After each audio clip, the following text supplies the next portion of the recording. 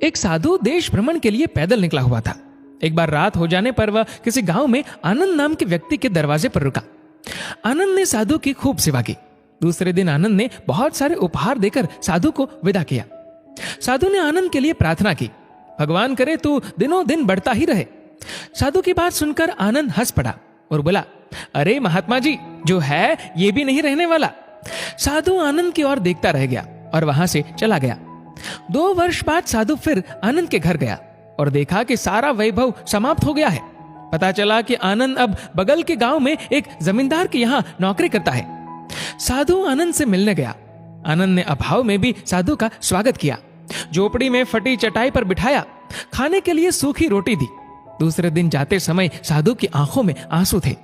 साधु कहने लगा, हे भगवान, ये तूने क्या किया? आनंद पुनः हंस पड़ा और बोला, महाराज, आप क्यों दुखी हो रहे हैं? महापुरुषों ने कहा है कि भगवान इंसान को जिस हाल में रखे, इंसान को उसका धन्यवाद करके खुश रहना चाहिए। समय सदा बदलता रहता है और सुनो, ये भी नहीं रहने वाला। साधु मन ही मन सोचने लगा, मैं तो केवल भेष से साधु हूं, सच्चा साधु तो तू ही है आनंद। कुछ वर्ष बाद साधु फिर यात्रा पर निकला और आनंद से मिला तो देखकर हैरान रह गया कि आनंद तो अब जमींदारों का जमींदार बन गया है। मालूम हुआ कि जिस जमींदार के यहाँ आनंद नौकरी करता था वह संतान विहीन था। मरते समय वह अपनी सारी जायदाद आनंद को दे गया। साधु ने आनंद से कहा, अच्छा हुआ वो जमाना गुजर गया, भगवान करे अब तू ऐसा ही बना रहे। ये सुनकर आनंद फिर हंस पड़ा और कहने लगा, महाराज, अभी भी आपकी नादानी बनी हुई है। साधु ने पूछा, क्या ये भी नहीं रहने वाला? आनंद ने उत्तर दिया, हाँ, या तो ये चला जाएगा या फिर इसको अपना मानने वाला ही चला जाएगा।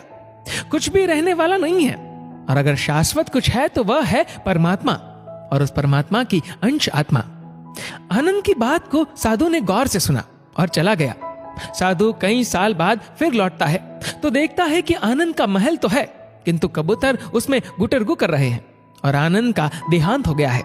बेटियां अपने अपने घर चली गई, बूढ़ी पत्नी कोने में पड़ी है। साधु कहता है, अरे इंसान, तू किस बात का अभिमान करता है? क्यों इतराता है? यहाँ कुछ भी टिकने वाला नहीं है। दुख या सुख कुछ भी सदा नहीं रहता।